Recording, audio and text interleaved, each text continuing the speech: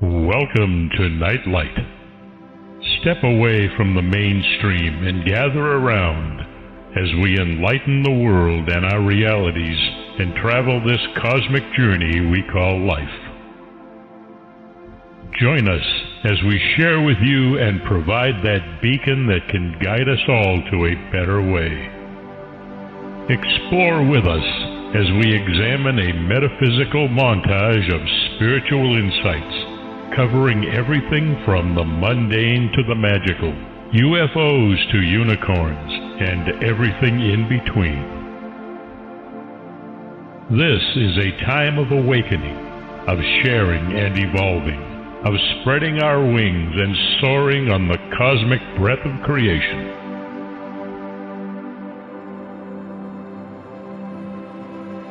Come and join with other light-minded spirits as we weave our lights together to seek understanding, enlightenment, and with a little luck, some wisdom. This is Nightlight, a reminder that you are never alone.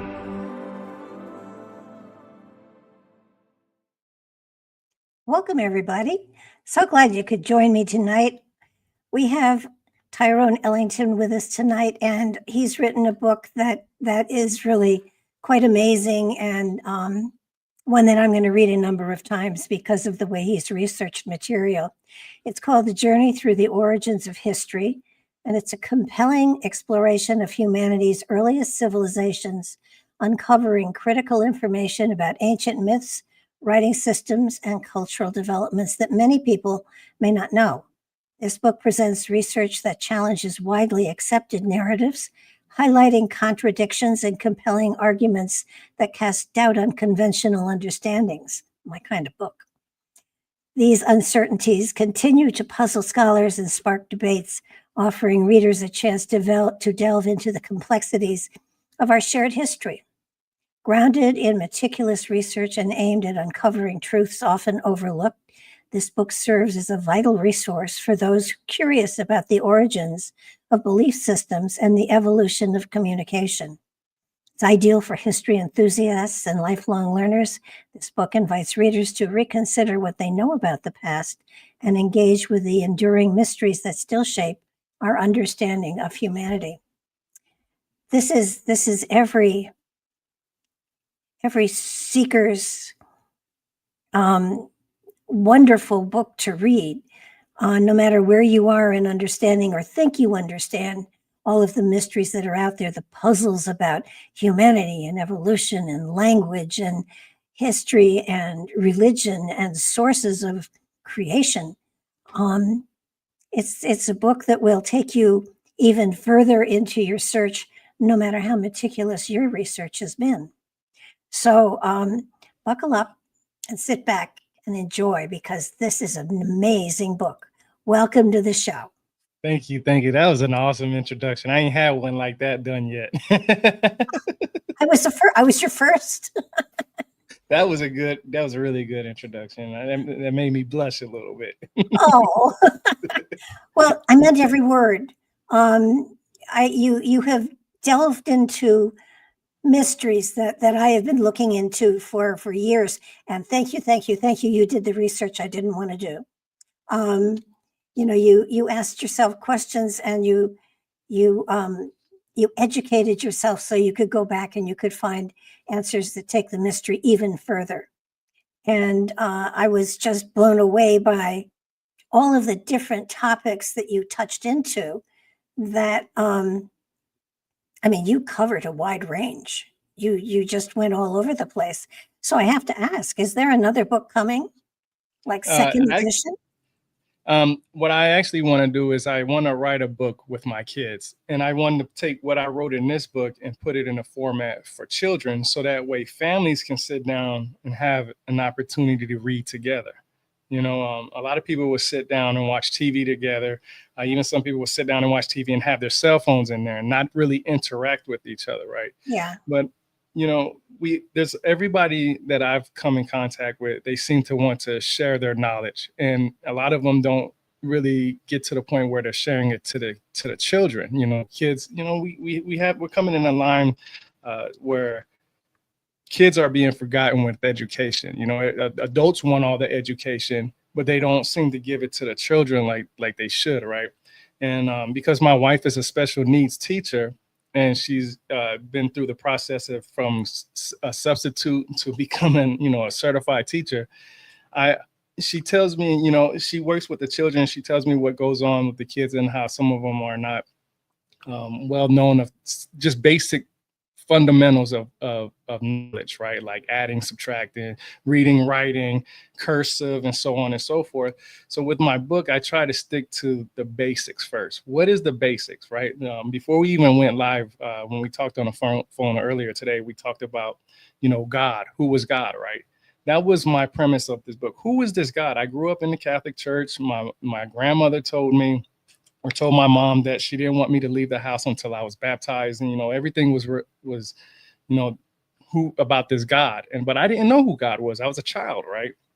And then I only learned that from my parents and everybody else. But then when I had specific questions about things, nobody could answer it. So as I got older, I had to look for it for myself. And, kids ask hundreds and hundreds and hundreds of questions. I have 3 kids, and, my daughter, she's very, very, she questions a lot of things. Why, right? And it's hard to explain it to her. So what I want to do with my second book is basically give the ability for children to understand our history. Because there's a lot of fascinating things in television, movies, cartoons. It all has some type of mythologies in there, Oh, yeah. When they know the actual mythology, the stories, watching it on television, I feel like I get more excited because I'm like, oh, I know about this subject. I know about this. I know the symbolism in this. I see the writing. I see, the hidden knowledge that's in there. I see what they're trying to do. And it just makes me more excited when I watch the show. So with the second book, I want to bring my children into it and have them help me create that. So because my 2 youngest, 8 and 6, they can read very well, very, very well. It's interesting because I have a section on YouTube channel, what I've learned from reading this book. And my kids see me read so much that my daughter actually made me a book from, printing paper and stuff like that. And so I'm actually going to go over that in the future. It's just basically just her telling me she loves me and how I'm a good father and stuff like that. So, but it's just the impression that I gave my kids to, they see me reading so much. That's how they communicate with me. There has been times when my daughter, I told my daughter that she couldn't do something because of, she wasn't listening or something like that. And she'll write me a little note and I'll read it. Me and her will talk back and forth about it, because she knows that's how to get to me. I'm not saying that she can't come and talk to me, but she knows that if anything, Dad is going to read this for me and he's going to understand. So that's what I want to do with my second book, is bring them in to this. And then also, to help them understand that, when you have a passion for something, whether other people do it or not, your passion, if it makes you happy, go and do it.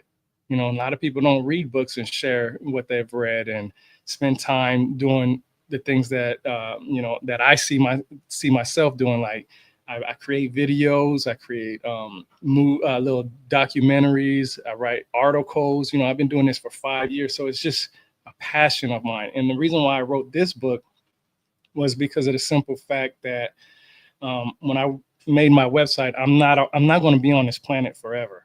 So that website is eventually going to stop. It's no longer going to be here. But I wanted to leave something behind, for my kids, to be able to say, oh, my dad, this is my dad's passion. This was his hobby. This is what he loved to do. I'm going to read his book. And that way they can connect with me and stuff like that, even when I'm not here. And that way they don't miss out on what I try to do for myself and for them. Well, it's funny because you're a younger generation. I'm 81, so I'm at least a generation ahead of you. And I received my knowledge, especially about family history, from the dining room table on Sundays, being bored out of my mind. as my mother and grandmother talked about family history and where we were in history and, and stuff like that. And when I've got a son who's in his 50s now, and I realized he did not get the same kind of education as to history as it relates to family and stuff. Mm-hmm. And there's a program out there called Storyworth, where you can join it, and every week they'll send you a question about your family and your belief system and stuff like that. And after a year's time, they publish it in a book and send it to you, and you can put pictures in it too. And I realized that here's how I get my message across to that generation. And I did the same thing with my spiritual belief with my website. And I realized the website isn't going to be out there forever either. Mm-hmm. YouTube is. And so maybe sometimes, depending if they want to cut your YouTube channel off for whatever reason. My husband died 12 years ago. His YouTube channel is still going. Okay. So at least it survives 12 years. Yeah. And it's sort of like, I think it's compelling, especially when you're doing the research and you want to share it. And sometimes you just don't know quite how you can share the really cool stuff you've learned. And doing podcasts, writing books. Books are going to be around, books, they're almost history now, because you have Kindle and you have books on tape and you have audio. And so it's sort of like you have information you want to share. And so often I will find something in the dead of night, 3 o'clock in the morning, and I'll say, oh my God.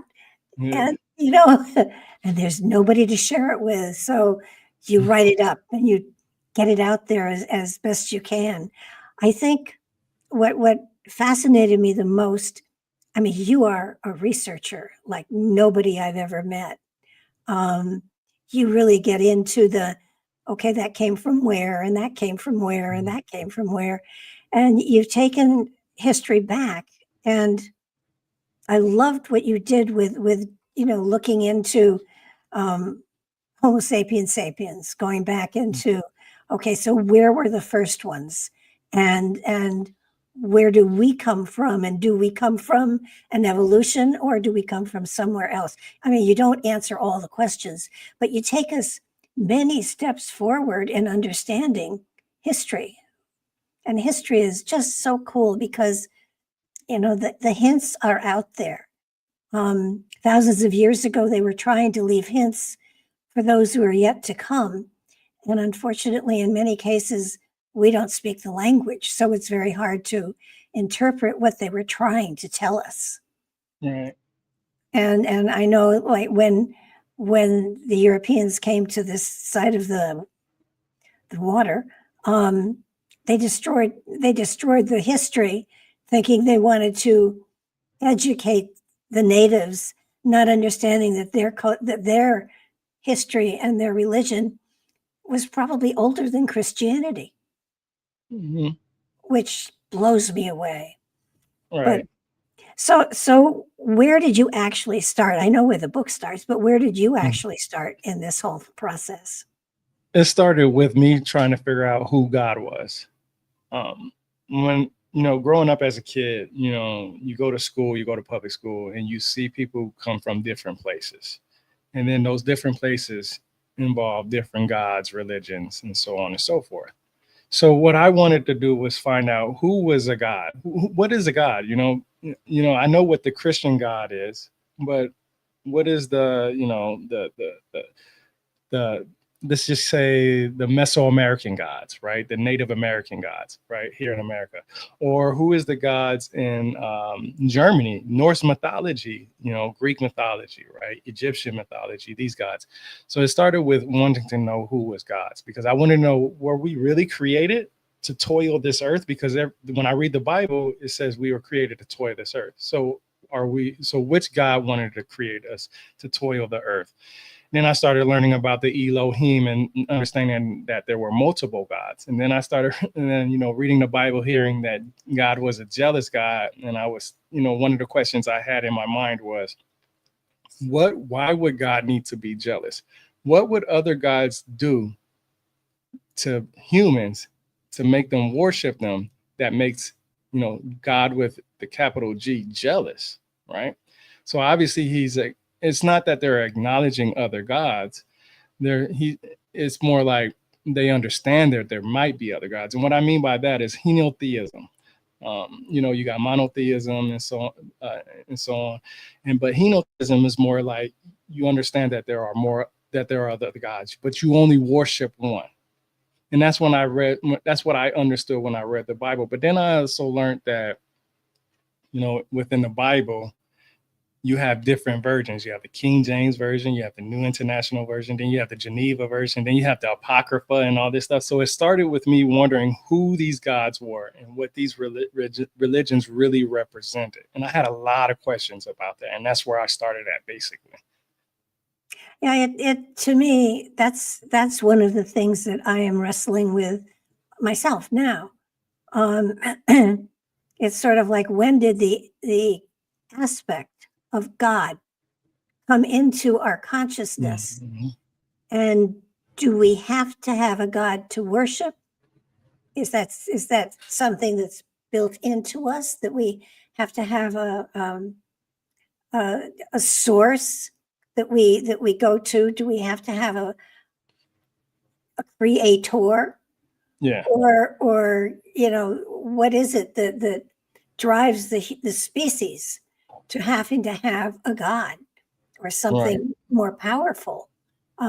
Certainly something powerful created us, but does it have to be somebody that's sitting around watching us develop, or is it somebody who set us free and gave us free will and all the tools we needed and said, you're on your own?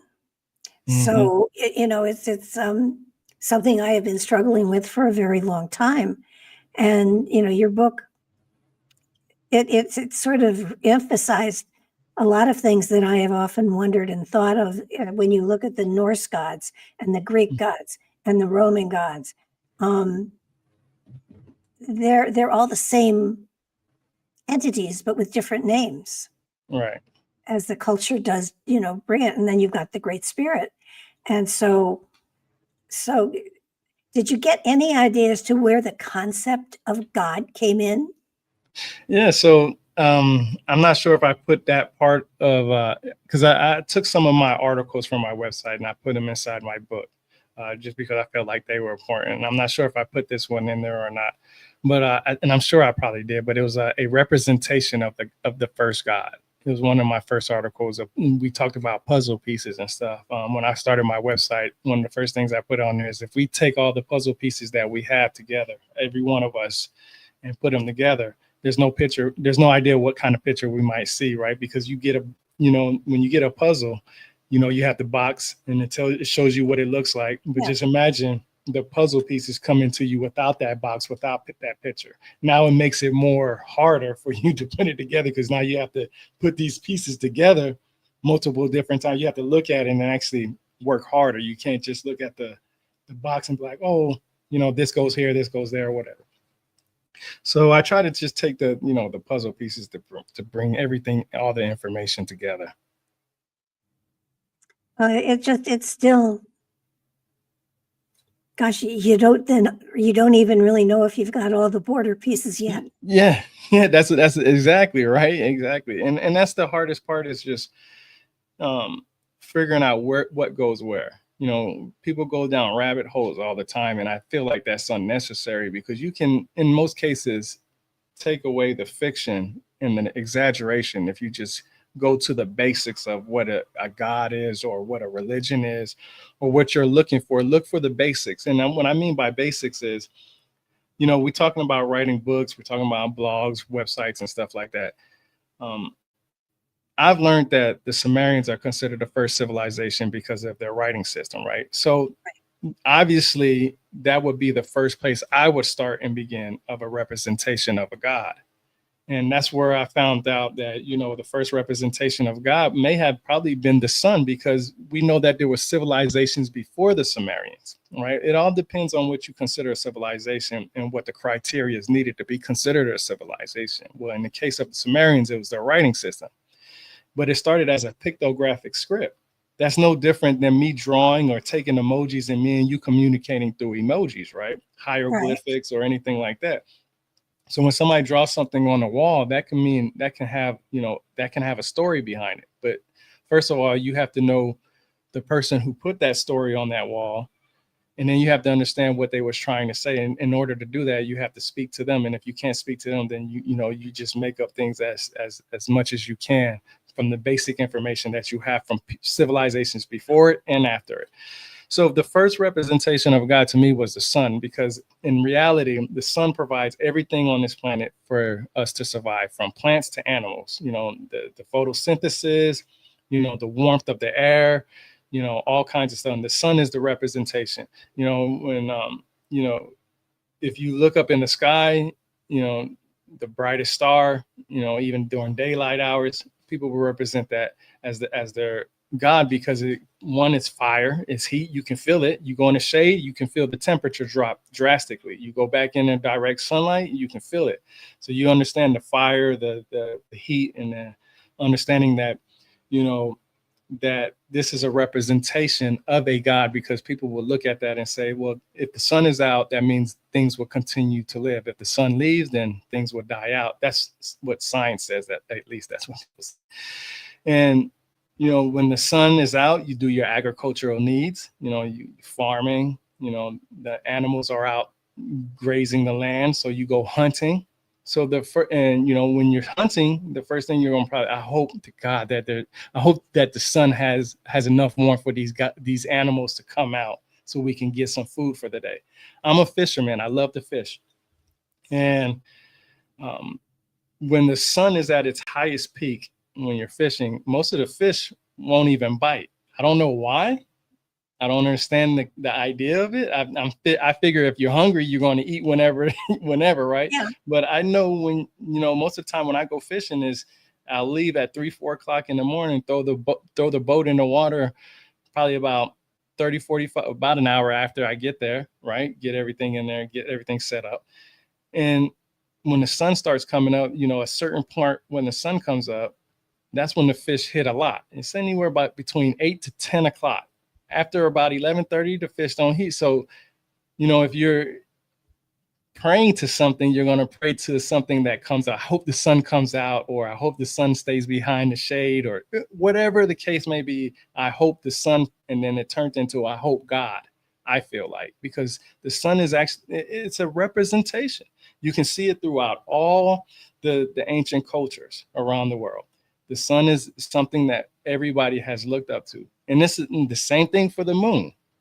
But the moon is not as far as is represented as, as a god, as far as, the sun, but it's also has its elements of a god, right? So some people will say that is a god, also in their mythology. So I feel like the first representation started with the sun, looking up in the sky saying, hey, the sun is out. We need the sun for all this stuff on this planet. It's a god.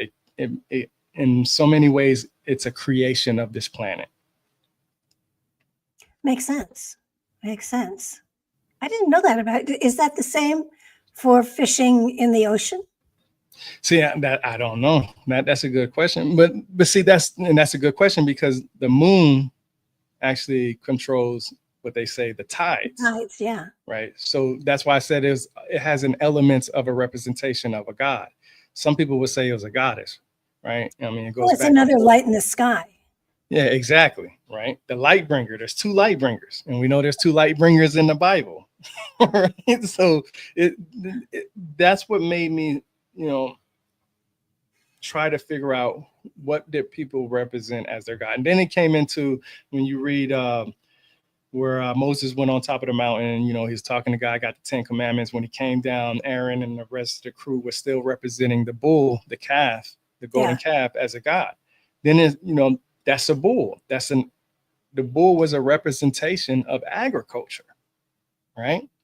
Yep. You didn't have a bull, you didn't have strength to do agriculture. It's just what it is. It helped toil the earth.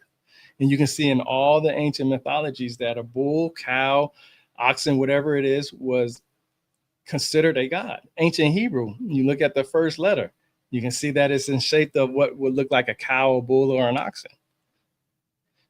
Yeah, it's just, it's, if you go way back, you've got earlier cultures believing that the Milky Way was the path of souls. Mm, yep. It's hard to tell where a concept of deities or a power beyond us really became a part of our understanding of our life. Right. And Akhenaten, when he tried to make monotheism in Egypt, he was worshiping the sun. Theoretically, lots of debate about whether it was the sun or the son of. So But it was a sun. But it was the sun, yeah. No, I struggle with this because you just don't know what their frame of reference was if you go back 10,000 years, 20,000 years. And it's not that the consciousness isn't there, but the frame of reference isn't there. So it's sort of like they weren't stupid, but they didn't have anything to compare anything to. Right. And I like how you use the word consciousness, because you can alter your consciousness. How can you alter your consciousness? With psychedelics, meditation. Well, guess what? Something that I learned on my journey is that here in America, I'm not sure about other countries, here in America, and this is not just American cows or anything, but this is here in America, cows, when they do a number 2, right? There are mushrooms that can grow under their poop, which are type of psychedelic mushrooms, which people would take and, alter their consciousness. But see, here in America, they have this, and I don't know if it's a shot or some kind of medication they give the cows or something like that, but they inject these cows with some type of enzymes or something, and it stops them from creating this type of enzyme. I'm not sure if they shoot them with the type of enzyme or whatever, but it's just like some type of shot, like immunization or something like that.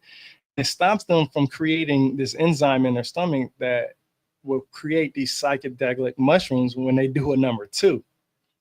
So, well, if you go way back, the earlier shaman, way back, they had not only mushrooms, but they had, marijuana for sure.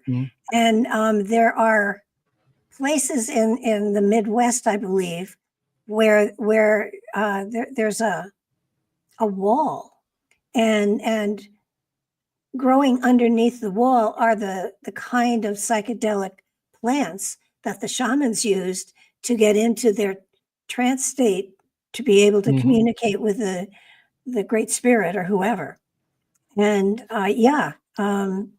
psychedelics have been a part of the human existence probably for as long as the humans have figured out what a plant will do to your consciousness. Yeah, we know that it goes back at least 5,000 years, and the reason why is because Egyptians have a papyrus scroll that actually talks about that. The Sumerians have their own farmer's almanac, on that, So it's obvious that cows, God, the sun, agriculture was many different deities. You have the sun as a deity, you have the mushrooms as a deity, you have a cow as or a bull or an oxen as a deity, right? Because and like you said, with the shamans, somebody had to take the time to go out and do this, right? Somebody had to take the time to risk their lives to say, hey, I want to try this, or whatever the case may be. And some of them didn't last, some of them did. And the ones that last, they passed that knowledge on to everybody, right? And then here in 2025, we still use herbs and, plants and stuff like that for medicinal uses all the time. Most of the time it's synthetic. It's not as in a natural state as it was 5,000 years ago. Well, what do you think they had in the peace pipes? I mean, It wasn't necessarily tobacco. One thing that I learned about Catholicism is the sense, I don't know if you've seen when they walk around with that little thing and they're swinging the thing and the smoke comes out. Some people say that's just incense and stuff like that. A lot of people actually have said that they found residue of marijuana in those things, where they would almost do like a hot box in their temples, and that's something that I've actually read, because they found it in these temples. So we know that it's been there and it's been used, and it's been a representation of a way to get to what some people like me and you call deities, their own. Every god has their own specialty. Yeah. So look at the Oracle of Delphi. Yeah. I mean, there was somebody that was using the fuel, the stuff coming from beneath the earth to get into an altered state of consciousness, to be able to answer questions. Yeah. And then there were people that wrote down their answers and interpreted it for whoever was there, which is something I just learned. It wasn't just, you ask the oracle and she goes into the state and she gives you an answer. She babbled, and then somebody interpreted the babble. Yeah. In a way, a great con. I really think that there was an altered state there someplace, but I'm not sure it was the oracle. But having a beautiful woman talking to you, even if she's babbling, does give you a sense of awe and respect. Mm-hmm. But a lot of kings had a lot of interpreters for their visions. A lot of their visions, they had somebody come in there from different places. I need you to interpret this vision that I had, this dream that I had. I need you to tell me what it meant. Well, look at Joseph in the Bible. Yeah, he got out of prison because he could interpret the king's dreams. Yeah, and they were almost so close to being accurate that it was scary for them. But see, then you have to think, this is where it came into where I started learning about the Akashic records. Can we tap into those, right? Can certain people tap into other people's Akashic records and stuff? And it's very interesting because it gets to the point where, every puzzle piece plays a part in understanding our history. And a lot of people don't really understand that, the hardest part is letting go what you used to believe. Yes. That's the hardest part, because we find comfort in what we believe. We find comfort. It helps us. I'll give you an example. One of the questions that I had in the Bible that struck me, that really made me question the Bible, not God per se, but the Bible in its interpretation, was when Abraham wanted to sacrifice his son on behalf of his God telling him, right? Yes. Now, me having a son, I could never even have that cross my mind. You can torture me to anytime you want to. I cannot sacrifice my child, right? And it wasn't him that came down and said, "Hey, stop. I was just joking or testing you." It was an angel that came and told him. So if that angel didn't come, it would have been a done deal. Now, my other question is, if you went against what God said, he was angry. Well, that angel came down and warned Abraham, don't do that. That's not necessary. Sacrifice an animal instead of your child, right? And that made me question a lot of things, like, what did that really mean? And I hear a lot of times, and I'm not a religious person. I do believe in a God. I believe in there's a more powerful God. I just don't understand the fact that I don't believe one book, right? There's not, I said this a long time ago when I first started, there's not one book you can read to gain information on everything. Nope. That'd be one huge big old book, right? So you have to take the time to read everything to understand it. So that's why I was trying to find, these questions, these serious questions. Why would God want somebody to sacrifice their child? And in reality, he sacrificed his own child. So did he lead by example? Yeah, that's been one of my dilemmas, and what has set me on the seeking. All right, the God of the Bible may not have been the source of all creation, Mm-hmm. so that God had every right to have a temper tantrum.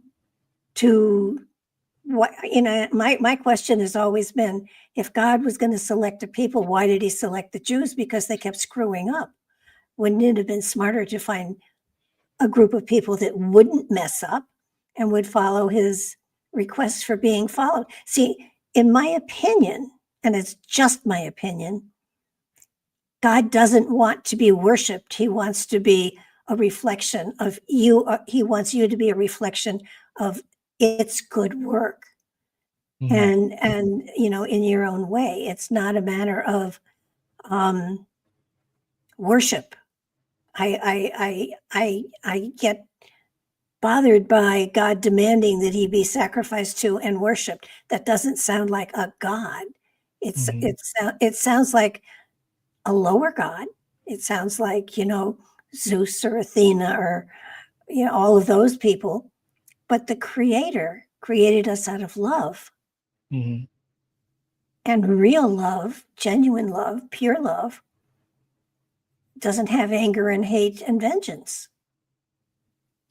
Nor does it want to wipe out everything over the face of the earth and start all over again. That doesn't make sense to me. Yeah.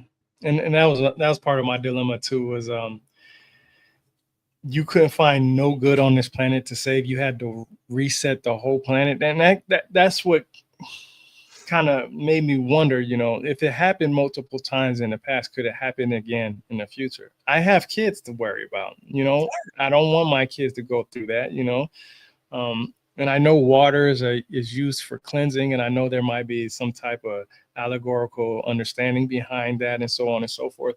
Well, just like you said, the sole creator. So when I read about the Sumerians, like I said, the Sumerians are considered the first civilization because of their writing system. This is not me saying it. This is what most academics say. Most people agree with that because they had a very advanced type of writing system. Well, in their writing system, not just the Sumerians, but the Mesopotamians, period, they had 4 different guys that helped create humans: Anu, Enlil, Enki, and Ninhursag. And those were 4 individuals that helped 3 males and one female. And then they used another female to, I guess, impregnate her. That's one of the stories. And then he used another, I guess, deity of their choice to sacrifice him. And so there was a multiple group of individuals who created, humans. And even on the electronic text corpus of Sumerian literature, where you get all the interpretations and understandings of the Sumerians in their writing system, it literally says that they almost, in so many ways, created multiple different humans and couldn't get it right for so long that when they finally got it right, it was almost like they just gave up. Because they would create one that couldn't hold their urine. They created one that couldn't hold their head up. They created individuals who couldn't walk. There was so many different things that these humans had ailments in because they couldn't get it down correctly. And then out of nowhere, here we are right now, right? There's an old story, and I don't know where it came from, but it's an old story, and it goes something like the gods, because in the beginning, the gods, plural, created heaven and earth. Mm-hmm. So in the beginning, the gods wanted to create something in their image, and they did. And then once they got humanity, the species, going, they realized that they had totally created humans in their image, in that they had all of the powers and the wisdom and the knowledge that they did. And they decided that that's not a good thing. We can't turn that many loose on the planet at the same time. They'll destroy everything and each other. Right. And they had to hide the knowledge and the wisdom of all of the knowledge somewhere, and they debated for eons, do we hide it on the moon? And somebody said, no, they're adventurous, they'll find that. Somebody said at the bottom of the sea, or no, they're adventurous, they'll find that. They went around and around and around. And finally, a very old, wise woman couldn't stand it any longer and said, I will tell you where you can hide that knowledge that they will never think to look. And the men all sat there and said, all right, where? She said, hide the knowledge inside. He'll never look there. And so that's what they did. And in other words, it's inside of us. And all we have to do is to be able to go inside and find it. And looking outside gives us the history. Looking inside gives us the wisdom. And I think what you've done with your book is just phenomenal. The writing blew me away. How you started, you had to start with the Sumerians because nothing came before that you could, look at, and everything built upon that. And to me, it was, okay, you've made a great case for everything you've put down.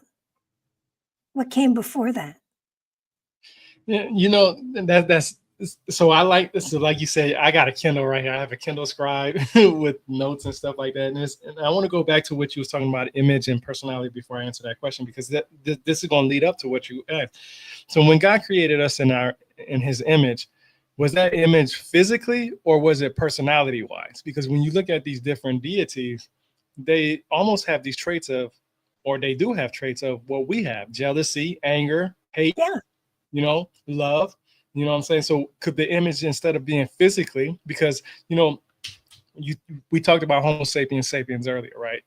God created us in the image of himself, right? So that means anatomically, he probably would look something like us: a head, shoulders, arms, torso, legs, feet, fingers, hands, Yeah. So when I read that part, I was like, okay, God would look something like me. But then I started getting older, and I started reading these personalities and these traits of these gods. I started really realizing, was this image more personality wise? Does he want us to love? Does he want us to hate? Does he want us to, feel jealousy? Does he want us to feel some type of emotion? And that was part of the question. So it could have been physical, that he created us, that we look like him, or it could have been his personality, right? And then when you talked about the hidden knowledge. When you read the Bible, most people fight over what Jesus looked like, whether he's black, whether he's white, whether he was Mexican, whether he's this, that, and third. They'll fight more about what he looked like rather than what he tried to teach us. There is not one thing that Jesus did in that Bible. He went against what God wanted many times. Mm-hmm. Great example is that you're not supposed to do work on the Sabbath. Well, Jesus said if there was work to be done, you had to do it in so many different ways, right? Right. And he even questioned God when he was on the crucifix, right? When he was being crucified, he questioned God, why is this happening to me in so many different words, right? So, but Jesus tried to teach us and give us information, how to be a better person, how to love better, how to be, forgiving, having empathy, understanding, right? Being a Christian to me is not going to church and worshiping a God. Being a Christian to me is what Jesus wanted us to do. And that was just to be better, love each other. That's it. That's it. That's all he really cared about. Heal each other and love each other. He healed people for free, right? Yeah. He did that. He went and traveled. He did everything he could. He wasn't a rich man. He hung out with alcoholics and prostitutes because he wanted people to be better. And that's just facts, right? So he gave us the knowledge. He was trying to give us the knowledge to be a better person. And then, what's so interesting is that you mentioned, what came before the Sumerians, right? Because we want to know where Jesus came from. We want to know what Jesus was and a representation of him and all this other stuff. But how do you find that in the Sumerians? Well, you really can't, because there's no, idea of somebody coming to save us, right? That's more Greek and Hebrew and so on and so forth, right? But this is where it gets interesting. I also like a lot of things about UFOs, which I talked about in my book, right? One of my Yeah. favorite cases about UFOs is Betty and Barney Hill. Why? Mhm. I always tell people this, because you have a black man and a white woman in those times who exposed themselves to the world about an abduction. Now, these are times when people weren't supposed to be mixing together, Yeah. right? Here in America, there's a lot of, bad things happening and, stuff like that. But they exposed themselves to that, made themselves more of a target, right? People knew who they were, right? And that made me think, well, UFOs, what does UFOs have to do with all this stuff, right? And it's just interesting because when you go to the Ubadians, the people that came before the Sumerians, you get these reptilian artifacts from them. And then, a lot of people talk about UFOs are, certain types of reptilians, mantis and all this other stuff that are very interesting and plausible, right? Because the ancient people talked about them, right? You got the ant people from the Native Americans, right? So I wanted to know if the Ubadians came before the Sumerians and they talked about, or they had artifacts depicting these certain things, these were what we would call art that would describe history, right? Remember when I talked about pictographic script and stuff like that, writing on the wall, emojis and all this other stuff? Why would they put that stuff down? Why would you take time to create artifacts that look like reptilians, lizards and stuff like that? And I know a lot of people get lost in that because, when you take religion and you take reptilians, a lot of people will be like, oh, that can't be true. But then they forget about the behemoth in the Bible. They forget about the serpent that tempted Eve. The serpent can speak to Eve, and they represent it as a snake sometimes. This is in pictures. Even some of the angels are described as being reptilian-like. Yes, exactly. And that's why it's interesting to me, because of the simple fact that the Sumerians say one thing, the Akkadians say another thing, the Babylonians say another, the Hittites, and then all these individuals say so many different things, but they all have this representation that there is something greater than us, and we are not the only individuals. Another good example is Bigfoot. I talked about Bigfoot in my book. And the reason why is because I grew up hearing about Bigfoot. I seen the video that's famous. I live in Georgia. There's woods all around. I've been to a couple of Bigfoot conventions and stuff. I'm going to one this week, actually. And in the Sumerians, they talk about Enkidu, where he's depicted as sometimes a half man, half. Yeah, right. So you get these different depictions of these gods or these individuals that could be represented as gods, because it's up to us humans. We decide what a god is and what isn't, right? Based on our own personal beliefs and understandings. That's why you had the golden calf, right? You have the burning bush. Some people will equate that to, well, what is really a burning bush? Who would talk to a burning bush? Well, some people will smoke something and talk to it. So, I know somebody whose husband talked to an ashtray for 4 days. Things happen. Yeah. Things happen. And, it's just interesting that, what came before the Sumerians? Well, we have millions and millions of years of, human-like species on this planet. And it, just the last, I'm going to say 10,000 years, they say we've really only been recording about it. I don't believe that. I don't think we've just started recording about it. I think for millions of years we've been recording it. It's just the problem is a lot of it is underwater right now because the water rose, right? The water rose. I mean, every civilization started by a body of water. I say this all the time too. A lot of people say, well, how does every civilization or how does every country or group of people have a myth about a flood story? Well, let's just put it like this. Every civilization started by a body of water, no matter what. We need water to survive. Maybe not in my generation. And just like you said, you're a generation ahead of me. Maybe not in your generation, but in that time. Look at where population is today. It's all clustered, truly, on the coastlines. Yeah. Yeah, and eventually, in sometime in our generation, there's going to be a flood. I have a pond that's in my neighborhood right now, and sometimes that pond can get really high, right? Yeah. It might not flood while I'm alive, But if I give this house to my kids and they live here long enough, there's a possibility that that pond can flood this whole entire neighborhood. What happens when a flood happens? Everybody packs up their stuff and leaves. You know, when they say that, you know, Noah had to bring all the animals on his boat, they don't describe what animals he brought on his boat. They just say he brought all the animals on his boat. But the animals that meant something to him. And he had to have animals because what did he do when he landed on the mountain after the flood? He had to sacrifice an animal for God. Right. So there was it wasn't, you know, they brought every single animal on this planet on the boat. It could have been multiple different arcs, different people bringing multiple different animals on there to save. And Well, you know, you need something to eat. But different cultures have the flood story and the ark and somebody who saved and rescued and everything. I mean, it's not common to Christianity.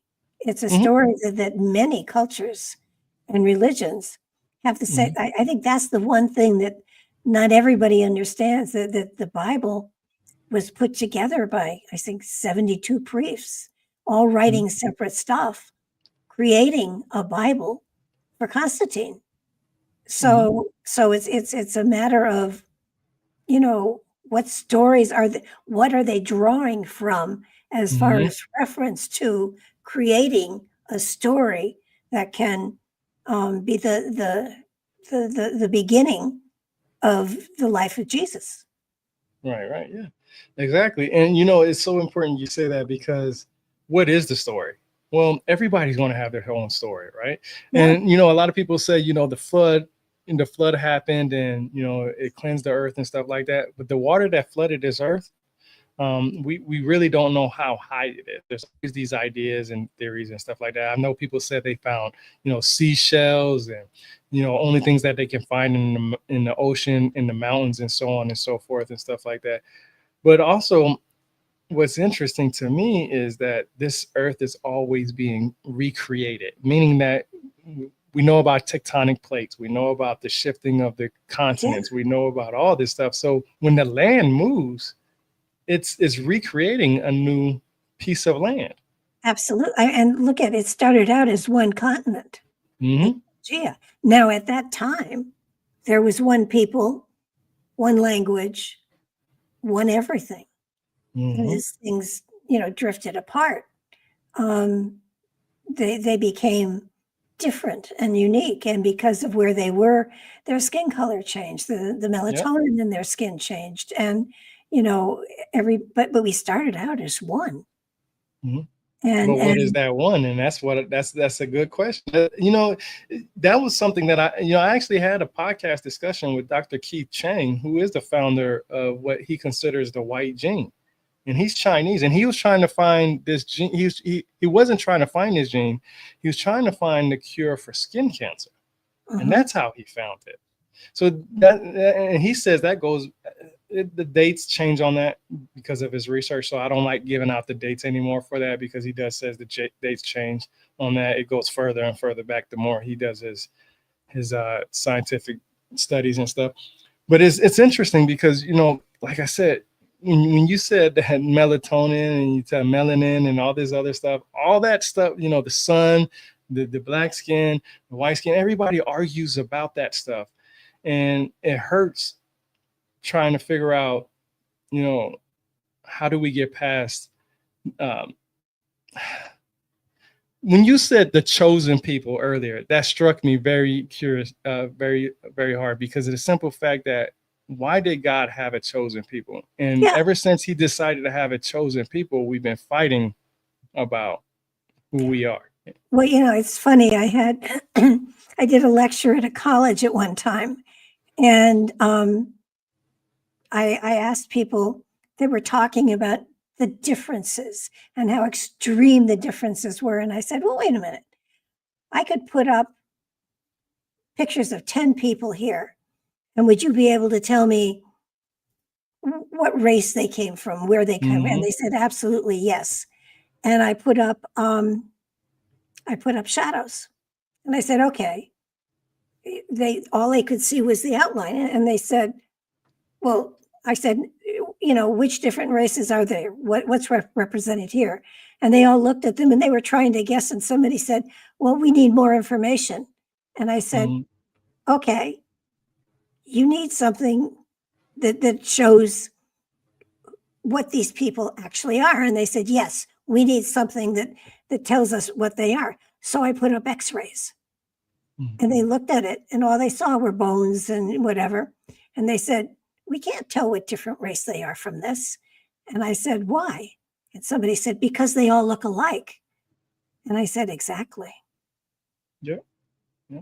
And I'm glad that came up, because in the introduction to my journey, the first thing that I wanted to make sure that I clarified and gave out to everybody was, I am mixed. My mother is white. My father is African American. It wasn't until I turned about 30 something years old when I did my DNA test through 23andMe and found out that I have Japanese, I have Iranian, Egyptian, Italian. I'm related to King Henry. I can't remember which King Henry I'm related to, but I wanted the people to know that I don't have a dog in this fight about which religion is right, what skin color came first, or any of that. I just wanted to give people what most people were talking about. This book is literally what I've heard people talk about for almost 30 years, right? Who is God? Where did races come from? Who created the universe? I talked about the first chapter is the creation of the universe, basically. Where did the Big Bang theory word, or the Big Bang word, came from? That came from somebody who tried to dismiss somebody else's claim, right?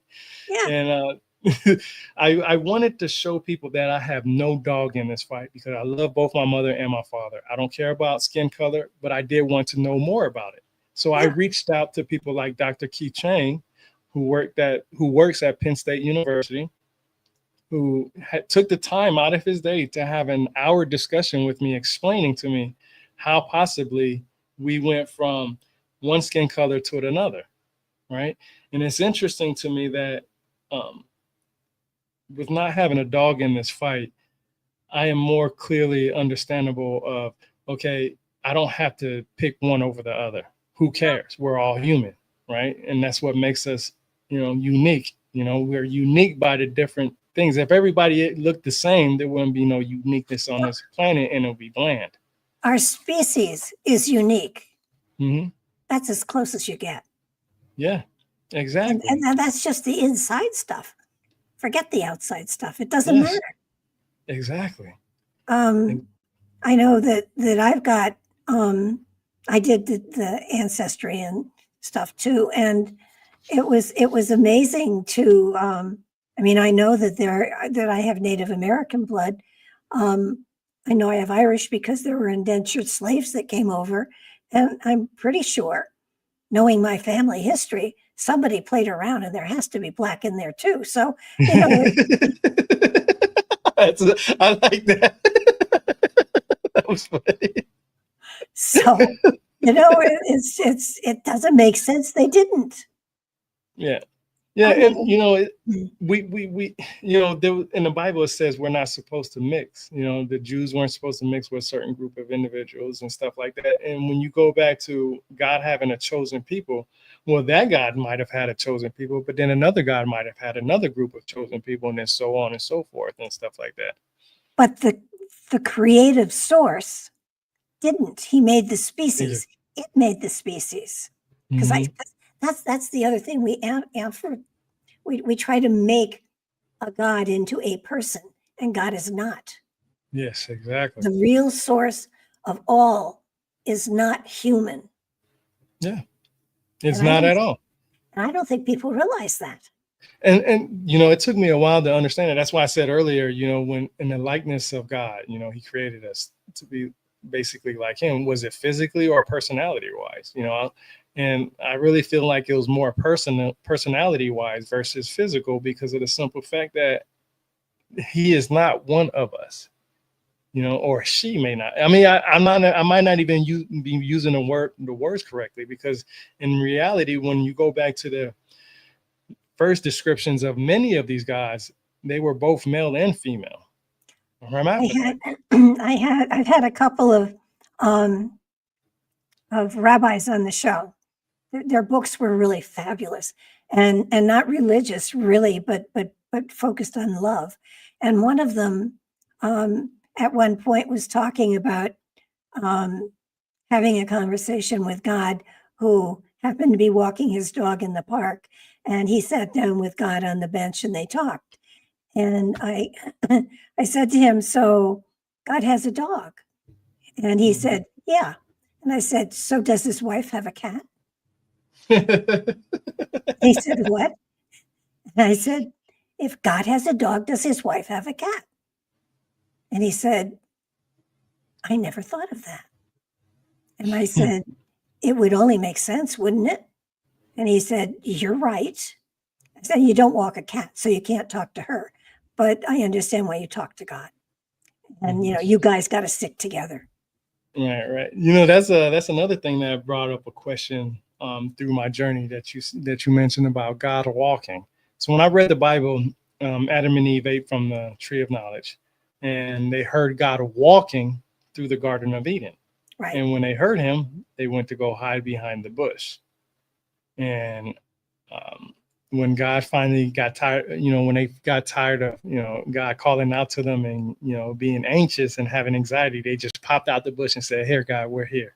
But they were covered up, right? Their nakedness was no longer showing. And God asked them, "Why are you basically covered up? And who told you to, that basically gave them knowledge?" The serpent gave them knowledge. Yeah. Right. And God didn't like that, and he kicked them out the Garden of Eden. Now, my question is if you don't know anything bad, how can you punish somebody for doing something bad? And what I mean by that is I know that God told them you cannot eat from the tree of knowledge, okay? But they only made one mistake, and Let me ask you something. If God made this beautiful garden and he was going to put these people in it, why was he fool enough to put two trees they couldn't touch into it? That doesn't make sense. That's temptation. Exactly. But we're all weak in temptation sometimes. Sure. Some people want to have a cheat day and go eat hamburgers because it smells good and they're tempted to go eat it. I would have taken a piece of fruit out of both trees. Yeah, the tree of knowledge and the tree of life. But see, that's another question. Why would God, and that was the biggest question that I had growing up, is why did God want to keep away knowledge from us? Why did he want to keep us alive forever, but not have us have that same knowledge forever? And that was kind of something that made me think. It's like that story I told you before, the knowledge and the wisdom and the power that we have. I mean, it's there. Mm-hmm. And, certain humans, look at Buddha. Buddha was able to translocate from one side of a river to the other. He was absolutely human. That's something that anybody could develop if they knew how to develop it, if they knew how to open that portal inside of themselves. Yep. I mean, we only use, depending on what you read, 68%, 60 or 8%, 6% or 8% of our brain. The rest of it is not meant to sit there gathering dust. It's a matter of use it. Right. I wrote down here, it says, I wrote when you said that, imagine what we could do as a group of individuals or just one person if you could live forever and have all the knowledge in the world. Just imagine what you can do. Yeah. All the knowledge in the world, living forever. So maybe, allegorically, possibly, hey, you can only choose one. You can live forever, or you can, you can have knowledge forever. And this is where I talk about a lot too, about living forever. You're an author. I'm an author. Okay. I say this to a lot of people. You die twice physically. You die twice on this planet. Okay. You die once physically, and you die the second time when nobody mentions your name. So like how you just mentioned your husband when we first started, his name is carrying forward. Right. And I'm sure he left some things behind where more people want to talk about him and talk about him. These gods live forever because we speak of them. Yes. Right. And just like you and me, we have ISBNs on our books. Our names are going to be out there forever. We're going to live forever. 1,000 years from now, we might be traveling across the space, interstellar traveling and stuff. There can be a time when somebody says, hey, have you heard of Barbara DeLong? She's from 2020, whenever your book came out. She's from this time frame. She wrote this book. You guys should read it. Now your book is being read in space somewhere thousands of light years from this planet. Your name will live forever. They might not know who you are, the ins and outs, but they know that a Barbara DeLong wrote some books and they are interesting, right? And the same thing with me, like people would see my book and it was, somebody could read this book on a spaceship in the future. We have no idea what the future holds for us. We just tried to make the best of what we have currently. And that's what I try to do with my history, is make everything the best that I could. I didn't want to take things and say, hey, my book is where all the facts are. My book is mostly asking questions and answering based on what I've learned through my journey. That's why it's called Journey Through the Origin of History. It's my journey through the origin of history, what I've learned. And there may be some things that might be updated later on in the future that gives more in-depth information, like who was the first God, right? That might be one of the questions that might be answered in the future. It's a good, yes, the premise is amazing. And the reality is, once we discover where the concept of God, the creator, came from, the next question after you sit down and have a Diet Coke, in my case, a drink in other people's case, then the next question is, and who created that? Yeah, exactly. Who created the creator? Yes. Right? Because, somebody had to create it. It just couldn't. And if it popped out of nowhere, can that happen again? And will these two things fight against each other? See, my current philosophy, and I say current meaning I believe it today and this month and year, but next year it may be different. I believe that our spirit goes through lifetime after lifetime after lifetime, gathering wisdom and knowledge, not to return to the source, but at some point in time to break through into a dimension that's empty and become the source of all creation there. Mm-hmm. Be our own creators. But we are creators today, though. Yes, we are. We're practicing. Yeah, you're right. We're practicing. But see, the same way God, when you read the Sumerian text, the same way those gods and goddesses practiced then. Remember when I said that they tried to create humans and they had elements that were, wasn't used for toil. They in the Sumerian text, they created us to help the Igigi. I didn't put this in my book because I kind of learned this afterwards.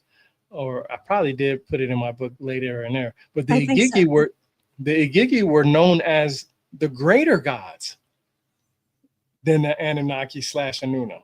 And that threw a whole wrench in my idea, because for many years, when Sitchin wrote his 1976 book, The 12th Planet, he said that the Anunnaki were basically described as the great gods. But when you look at the Igigi, and I showed it from sources from the Electronic Text Corpus of Sumerian Literature and the Cuneiform Digital Library Initiative, that the Igigi themselves were the greater gods. But why would the greater gods be toiling the earth, and why would the Anunnaki or Anuna need to create humans to relieve the toil from the Igigi? And it just makes you think, were these gods leading by example again?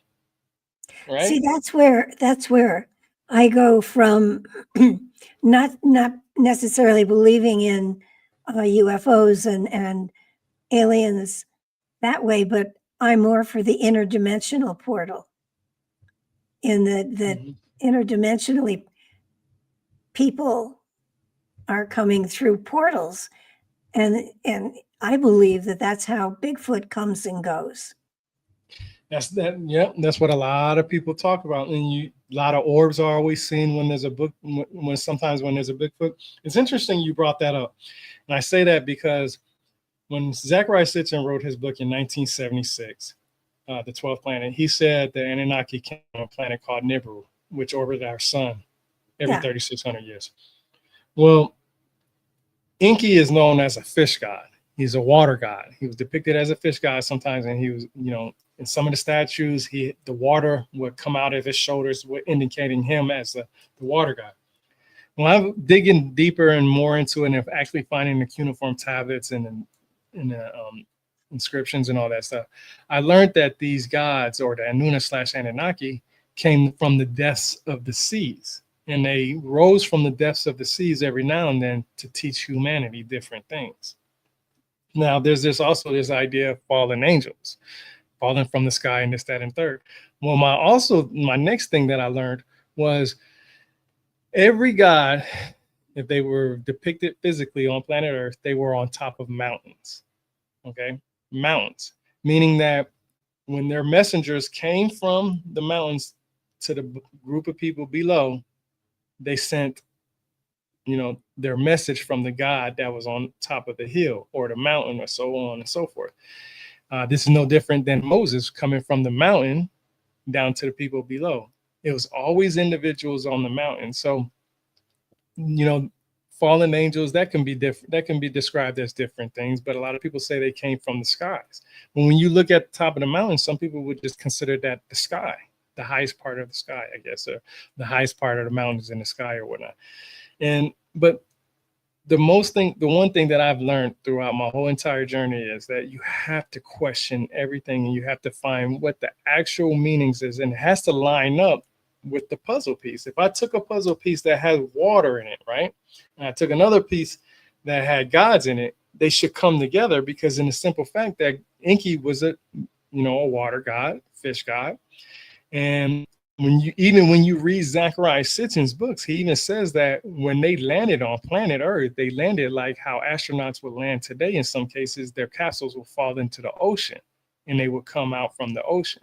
So it leaves these whole different ideas of what possibly happened. But if I feel like if I'm going to depict a god coming from the sky, I'm going to depict that god as having wings, which is actually in the Mesopotamian text. They have wings in some cases, but it's not the earliest. It's the latest version, right? So it mixes up so much stuff. So what I'm thinking is, I think many things can be true at once. There can be these so-called gods, deities here on this planet Earth. There can be so-called gods from outside of Earth. We're just too lazy to separate them, so we put them all in one little. Well, it's like when artists are creating angels, they stick wings on them. But if you think about it, angels in the Bible are not mentioned with having wings. Yep. And you got to remember Jacob's ladder, the 72 angels that came up and down the ladder. Why would they need to come up and down the ladder if they had wings? Exactly. But they could be beamed down, or they could come through a portal. Yep. And that's. And a lot of times, prior to 47, a lot of the UFO stuff was very innocent. And people, were kind of, we see them and it's no big deal. After 47, then people started to put fear into the UFOs and stuff. And then they became fearful of this. And it just seems to me like I do believe we're seeing something in the sky. Right. And today I couldn't tell you who belongs to it, because everybody has versions of UFOs that they're flying around, and drones, and it's enough to boggle the mind. But prior to 47, nobody was afraid of them. And there was no reason to fear them, because they didn't mean us any harm. I believe that what we were seeing were shuttles, not motherships, but just shuttles. And I believe they came through portals. Yeah. I believe a lot in portals, and the reason why I believe in them, because the ancient people talk about it a lot. Now, what is really described as a portal, who knows, right? Do you go through it physically? Who knows? I don't know. But it's always mentioned. And the key thing is that, when people talk about UFOs and orbs and stuff like that, I captured an orb on my ring cam one time, and I cannot explain. I really cannot explain it. I've studied UFOs and orbs for a very long time. So when it happened, I checked the Weather Channel, I checked temperature, I checked all these different things to weed out all the other stuff, that possibly happened. And, just in the Bible, everybody has their own experience. I can't tell you what you experience, and you can't tell me what I've experienced, and nobody can tell anybody else what they experience. We can ask people to interpret it, but then we have to understand that, are they capable of interpreting? And some people can, some people can't. But when it comes to orbs and Bigfoot and portals and so on and so forth, it really leaves an idea in your mind that, hey, is this really possible? Like, if you can believe in a God that you can't see, that controls everything on this planet, why wouldn't you believe in portals? That's something God would probably create. You mentioned the orbs, and they say that when crop circles are done, that there are lots of orbs around. Mm-hmm. And my thought on it, how sometimes when you strike a rock or something, sparks mm-hmm. fly? I think coming through a portal creates the orbs. And it's like sparks flying because the atmosphere has been charged with something else. And that's mm-hmm. all they are, is an indication that a portal was opened and shut and opened and shut. Mm-hmm. Yeah. Yeah. And, just like you said, you're a generation ahead of me. So this is what I want to know from you.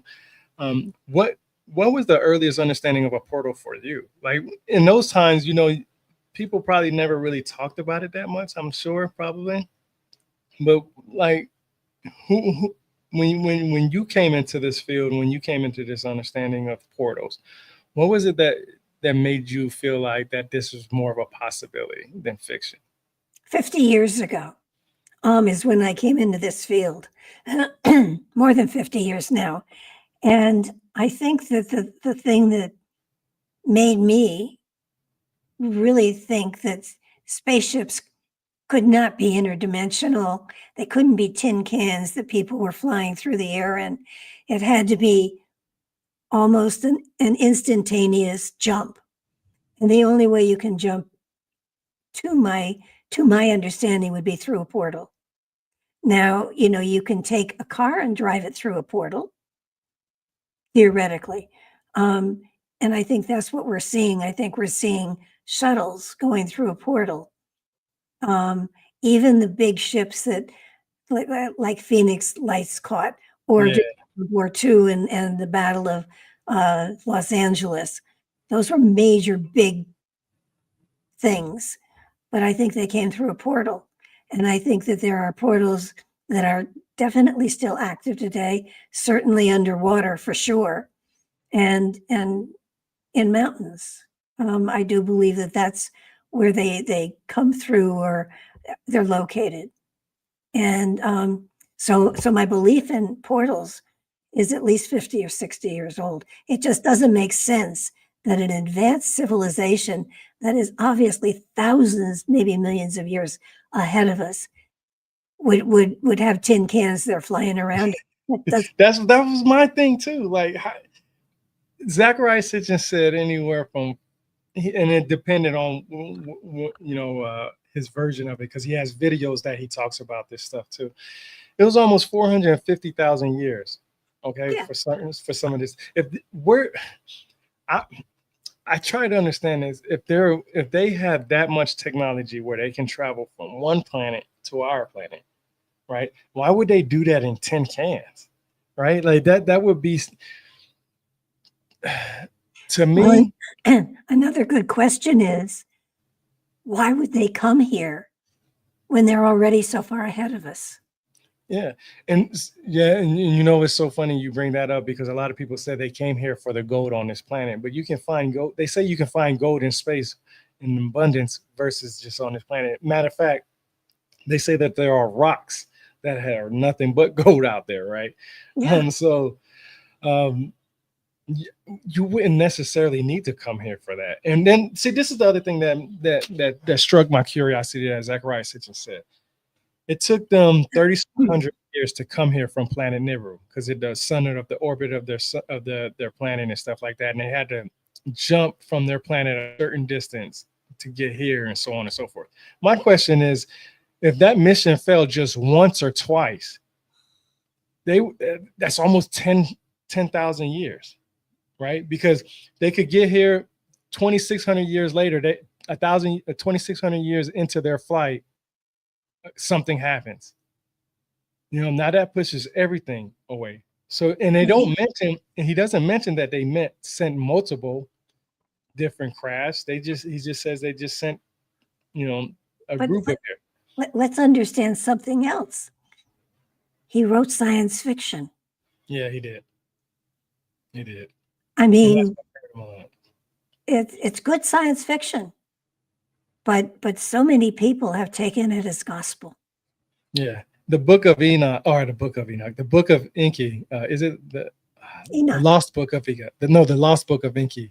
Oh, okay. That one. I always say the Book of Enoch. The Lost Books of Enki from Zechariah Sitchin. If you open up the book, it literally says science fiction on there. But a lot of people tell me that I need to go read that if I want better information. I'm just like, yo, this is science fiction. I can't read this. Give me something better. Just give me something better. And there's nothing wrong with what he did. I think he had a curiosity and he had his beliefs and his understanding. I don't think he did. The only thing that I really disagree with him on is the fact where the Anunnaki came from. And the only reason why is because he didn't give sources for where they came from. He gave his opinion. He was surprised that the book took off. And then he had to keep going. You got to keep it going. And he did research. He did, but it was fiction. It is fiction.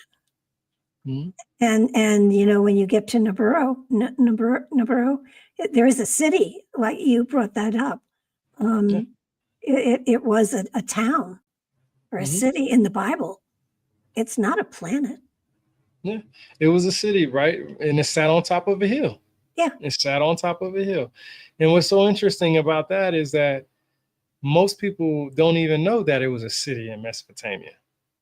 They have no idea. And it's interesting because of the simple fact that's the basics. If I want to know about Nibiru, I want to know the who, what, when, why, and hows. Yeah. and I got my answers. There's and one of the things is that I want to point out is that Zechariah Sitchin used to hold this cylinder seal all the time and bring it up. Cylinder seal VA 243. And that's where he shows the idea of the 13th planet and so on and so forth. But for one, that's not accurate. Two, that's not Sumerian. That's Akkadian. Well, my husband was Patrick Cook, and he wrote the Bible UFO Connection. And he was a biblical scholar. And he wrote 3 books. There's The Greatest Deception, the UFO Bible Connection, and I forget what the third one is. The Greatest Deception. Well, anyhow, he wrote 3 books, and he got so outraged when people started to quote Zechariah Sitchin because he was not a biblical scholar. He wrote science fiction. He wrote good science fiction, but the people that can quote you chapter and verse won't agree with that. Mm-hmm. Yeah, like I said, I think he did. I think just like you said, he probably didn't think his book was going to take off, and it took off, and he had to ride that train to the very end. Absolutely. I respect more people. I respect people for doing what they do and what they believe in. I just feel like if somebody questions you, because Dr. Michael S. Heiser, I even talk about him, Dr. Michael S. Heiser was a guy that didn't like Sitchin in his information at all, right? He made a website literally called Sitchin is Wrong, right? That's how mad he was about Sitchin sharing incorrect information. And that's actually who I've learned, about the electronic text corpus of Sumerian literature and all the places where I can find the cuneiform tablets and stuff like Cuneiform Digital Library of Initiative. And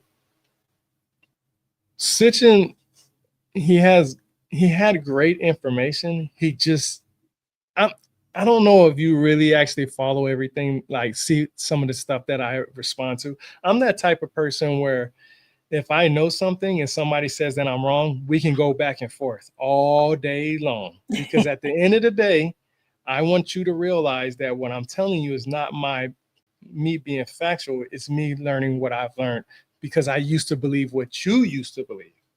Not you particular, but Yeah. the individual that I'm talking to. I used to believe the same thing they believed. And when I dug deeper and realized, hey, that was incorrect information, I have no problem putting my energy into helping you understand that it's incorrect, however way it goes. And the only reason why I'm like that is because at some point in our lives, and I feel like this is just for me, some point in my life, I feel like that I've done so much research, so much reading, so much sharing of what I've learned, and I don't just share it in my book. On my Twitter account, X account, my Facebook account, my YouTube, everything. I literally have a series on my website, on my YouTube channel, what I've learned from reading this book. So I go through every book that I possibly read, which I probably will never get through because I've read a lot of books. There's not enough time to do all that. But I try to give out as much information as I possibly can because a lot of people don't know where to find this information. I had a discussion with Dr. Sasha Lesson. He was a best friend of Zachariah Sitchin, along with his wife.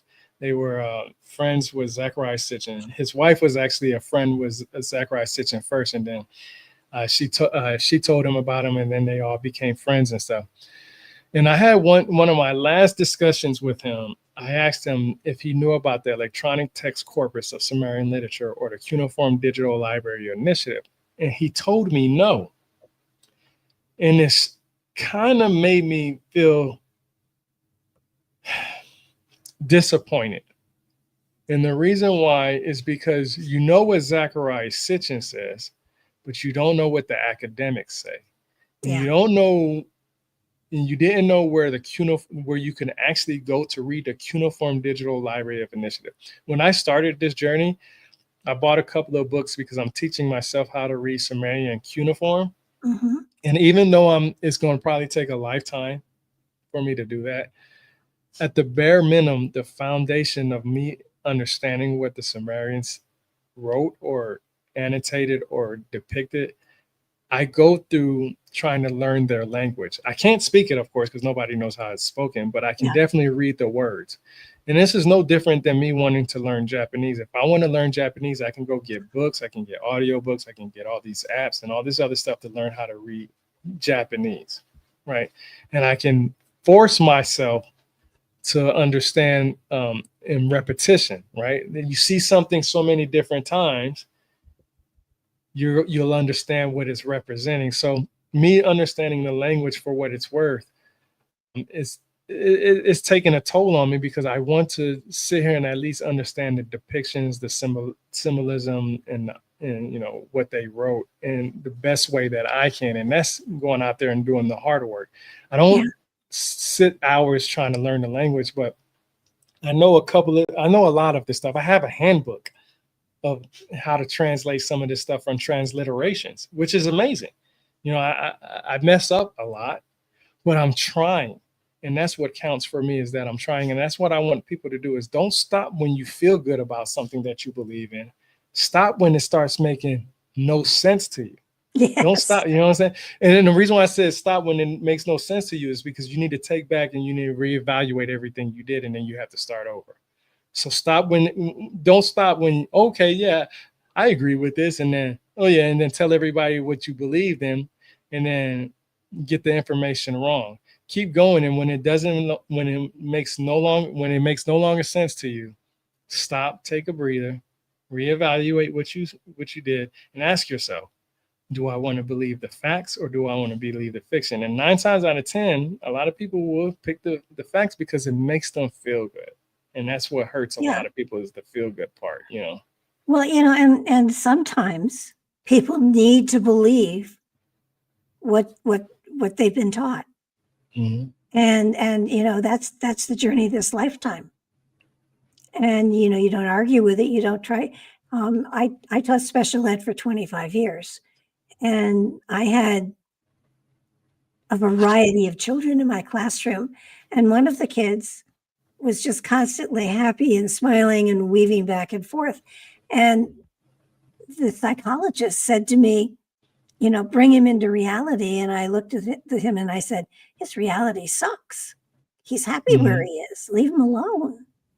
And sometimes people believe so deeply in something that to even begin to crumble those walls destroys their pathway.